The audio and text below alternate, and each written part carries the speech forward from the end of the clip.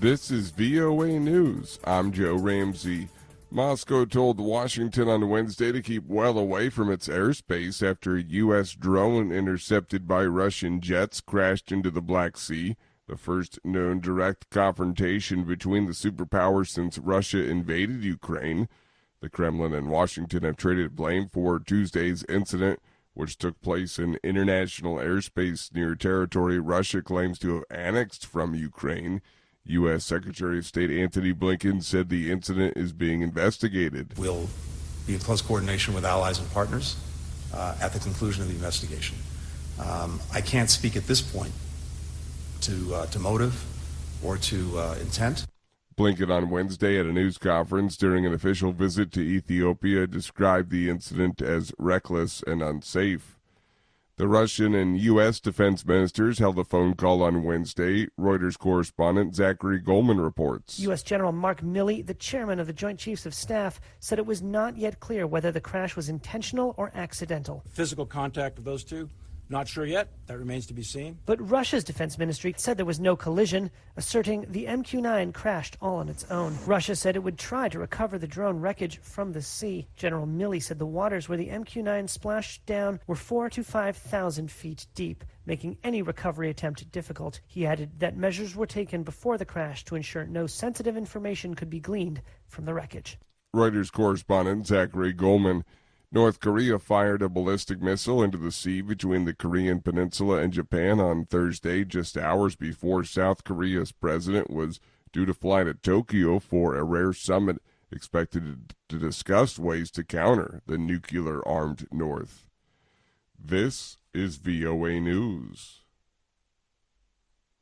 A military appeals court in Somalia ordered the executions carried out Wednesday of 3 men it said were al-Shabaab militants who disguised themselves to carry out deadly attacks in Somalia's capital. Ahmed Mohammed reports from Mogadishu. The court said 38-year-old Mohammed Abdi Nur Jiro in 2021 bombed 2 restaurants in Mogadishu, killing 20 people. Mumin Hussein Abdullahi is the deputy prosecutor at the military court. He says today they executed the convicts Mohammed Abdi Nur Jiro, Mohammed Abdullah Abko, known as Bimalo, and Sharif Mohammed Barkanle Ayale. The court said 36-year-old Bimalo bombed a restaurant in Mogadishu in 2019, killing 11 people. 53-year-old Ayale bombed Mogadishu Mall in February, killing 16 people. Ahmed Mohammed for VOA News, Mogadishu, Somalia. Prosecutors investigating former U.S. President Donald Trump have met with Stormy Daniels. The AP's Lisa Dwyer has more. Stormy Daniels' lawyer says the porn actor has met with prosecutors who are investigating hush money paid to Daniels on Donald Trump's behalf. Daniels says she had a 2006 sexual encounter with Trump. Trump says it never happened. Former Trump attorney Michael Cohen says Trump directed him to pay $130,000 in 2016 to keep the story quiet. Trump's current lawyer says the then candidate was extorted. The news emerged as Cohen was giving a second day of testimony before a New York grand jury looking into the matter. I'm Lisa Dwyer. A Chinese businessman with ties to former U.S. President Donald Trump administration figures like Steve Bannon is under arrest in New York for a $1 billion fraud conspiracy. AP correspondent Julie Walker reports. The feds say Guo Wengui, who goes by Miles Guo, and his financier lied to online followers before misappropriating hundreds of millions of dollars, including buying a mansion, a $3.5 million Ferrari, 2 $36,000 mattresses, and financing a $37 million yacht that Steve Bannon was once arrested on. Guo is a wanted man in China. He left in 2014 and is accused there of rape, kidnapping, bribery, and other offenses, which he denies. Julie Walker, New York.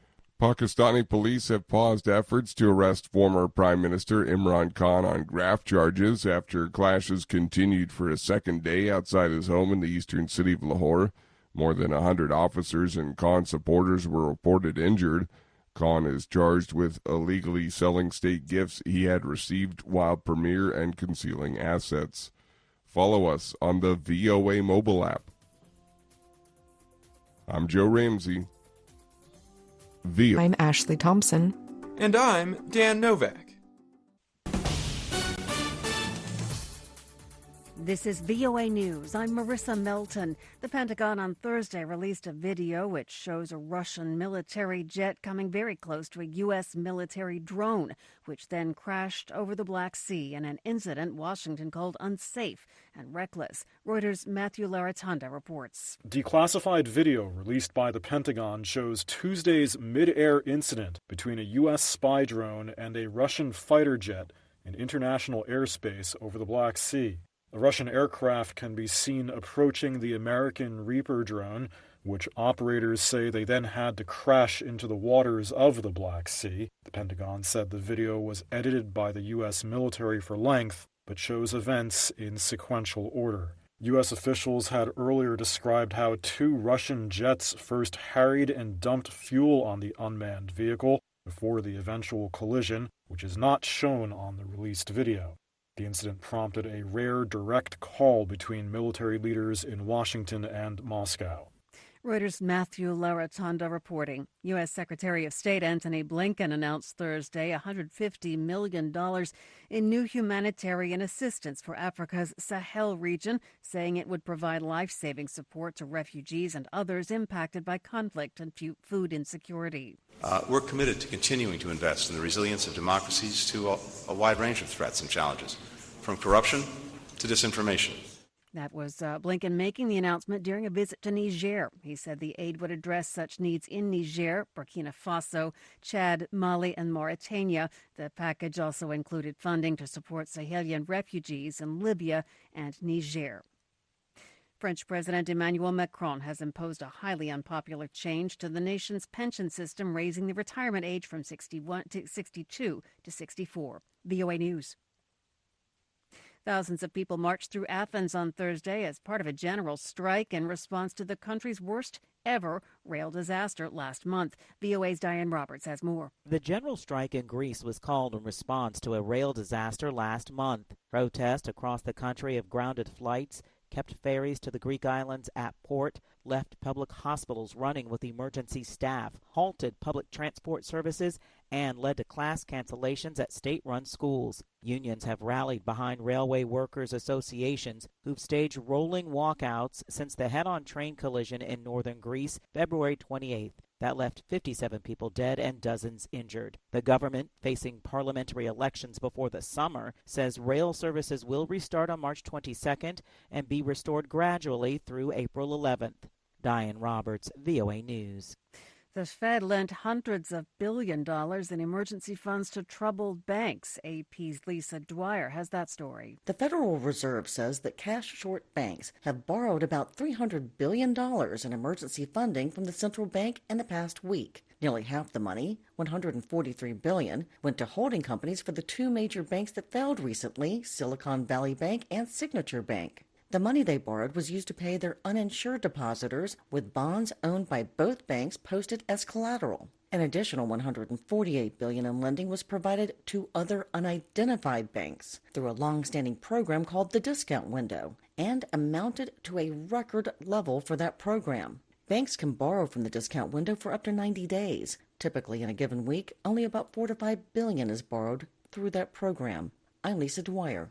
A U.S. Senate panel said on Thursday that the Federal Aviation Administration, or FAA, needs more air traffic controllers to address rising passenger demand amid investigations into a series of recent runway incidents. A series of aviation close calls has sparked alarm and raised questions about the safety of the U.S. air system. The Transportation Department said last week it was seeking $117 million to hire 1,800 air traffic controllers for next year. That's in addition to 1,500 being hired this year.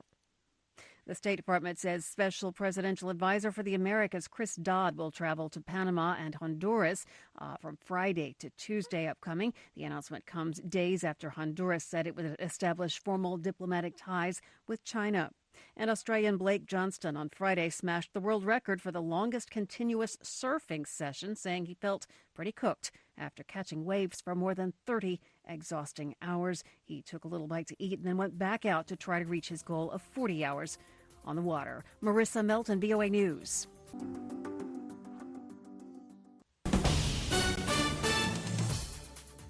This is VOA News. I'm Marissa Melton. The International Criminal Court says it has issued an arrest warrant for Russian President Vladimir Putin for war crimes because of his alleged involvement in abductions of children from Ukraine. AP correspondent Charles de Ledesma. The court says in a statement that Putin is allegedly responsible for the war crime of unlawful deportation of population, that's children, and that of unlawful transfer of population, children, from occupied areas of Ukraine to the Russian Federation. On Thursday, a UN-backed inquiry cited Russian attacks against civilians in Ukraine, including systematic torture and killing in occupied regions, among potential issues that amount to war crimes and possibly crimes against humanity. I'm Charles de Ledesma. In a report published Friday, the UN Human Rights Office says human rights violations carried out by Belarusian authorities, including the systematic repression of protesters and dissidents, could amount to crimes against humanity. This is UN High Commissioner for Human Rights spokeswoman Elizabeth Throssell on Friday. The report documents widespread and systematic violations of international human rights law, including unlawful deprivation of life and numerous cases of arbitrary deprivation of liberty, torture and ill treatment, as well as sexual and gender-based violence, violations of the rights to freedom of expression, peaceful assembly and association, and the denial of due process and equal protection of the law. UN High Commissioner for Human Rights spokeswoman Elizabeth Throssell on Friday. The report she references covers the period between May 2020 and the end of 2022. During that time, Belarus held a disputed presidential election that gave President Alexander Lukashenko his sixth term in office. From Washington, this is VOA News. NATO Secretary General Jens Stoltenberg and European Commission President Ursula von der Leyen flew Friday to a North Sea platform off the coast of Norway to discuss the security of gas supplies and the infrastructure that supplies and delivers them. VOA's Jeff Custer has more. The visit underlined Norway's importance for gas shipments since Russia's invasion of Ukraine last year. Speaking to reporters at the platform, von der Leyen said NATO and the European Union have created a joint task force to protect important infrastructure like the very place they stood. The European Union and NATO both have a very clear view on the threat theater and an assessment on the situation, but we come from different angles. And therefore, if we join forces, we have a broader view, and of course we are also able to find more solutions to protect our critical infrastructure. The North Sea platform extracts gas from Norway's biggest gas field. After a drop in Russian flows, the Nordic country last year became the largest gas supplier to the EU. Jeff Custer, VOA News, Washington. House Democrats say the Trump White House has failed to report gifts from foreign governments worth more than $250,000. AP Washington correspondent Sagar Meghani. The report from House Oversight Committee Democrats say they include a $4,600 model of the Taj Mahal. Some items are still missing, like a life-size painting of Trump from El Salvador and golf clubs from Japan. Federal law requires presidents, vice presidents, and their families to tell the State Department about gifts from foreign officials valued above a certain amount. The panel's Democrats say Trump and his family reported fewer gifts than previous presidents and failed to disclose more than 100 gifts. Sagar Meghani, Washington. 2 Hong Kong men have been arrested by national security police for merely possessing what the authorities say are seditious children's books. It's the latest in a slew of arrests over the past week that have caused widespread unease across the city. Police said the 2 men, aged 38 and 50, were arrested this week in a joint operation with customs officers who raided their homes and offices and found copies of the comic books that allegedly incited hatred or contempt against the Chinese and Hong Kong governments and the judiciary. Hong Kong media reported the arrests this week, citing a press release. Slovakia on Friday approved a plan to provide Ukraine with MiG fighter jets. Slovakia is the second NATO country following Poland that has answered Ukrainian President Volodymyr Zelensky's many requests for the aircraft to help his country's battle against the Russian invasion. From Washington, I'm Marissa Melton, VOA News.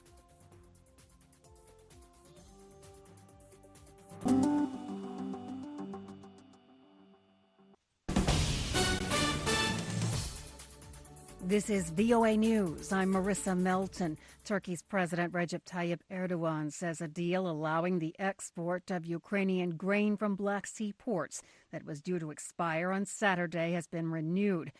Bilindiği gibi Rusya ve Ukrayna'nın esir takaslarıyla. He said the deal for the grain corridor was due to expire today. As a result of our talks with the two sides, we've secured an extension to this deal. Erdogan made the remarks in the western city of Çanakkale.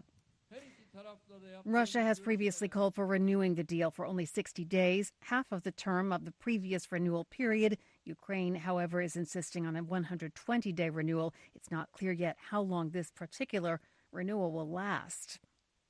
Kosovo and Serbia have reached an agreement on implementing a European Union-backed deal to normalize ties.